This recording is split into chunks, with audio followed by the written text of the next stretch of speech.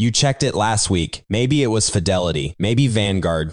Maybe you just searched 401k balance average for my age at 11 p.m. and then cleared your browser history like it was something to be ashamed of. You saw a number. You did some quick math in your head and then you closed the app. You did not adjust your contributions, did not rebalance, did not call anyone. You just closed it. 46% of Americans say they do not expect to be financially ready when they stop working. That is not from some random blog. That is from Northwestern Mutual's 2026 Planning in Progress study, covered by every major outlet this month. Almost half the country looked at their own version of that number and came to the same conclusion you did on your couch last Tuesday. Not enough. And here is what makes it worse. The retirement number people say they need keeps shifting. Last year, the number dropped to $1.26 million.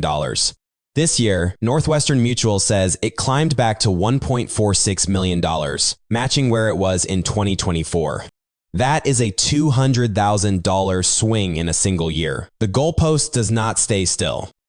Meanwhile, the median full-time worker in this country makes $1,204 a week. That is about $62,600 a year before taxes, according to the Bureau of Labor Statistics. After rent, after the car payment that now averages $767 a month, after health insurance where the average deductible now tops $1,900 on employer plans and can clear $4,000 on a marketplace plan, after groceries that cost roughly 30% more than they did in 2019. What is left to close a $1.46 million gap? You already know the answer. That is why you closed the app. 5 years from now, you will either look back at this moment and be glad you reopened it or wish you had. But there is something nobody says out loud about that number. That number you saw, it is not a verdict. It is a snapshot, and snapshots change depending on what you do next. Not next year, not next quarter tonight. The IRS lets you put $24,500 into a 401k this year. If you are over 50, that jumps to $32,500. If you are between 60 and 63, it goes up to $35,750. Most people do not even know those catch-up limits exist, let alone use them. And every dollar that goes in has more time to work for you through the ups and downs ahead. You do not need $1.46 million.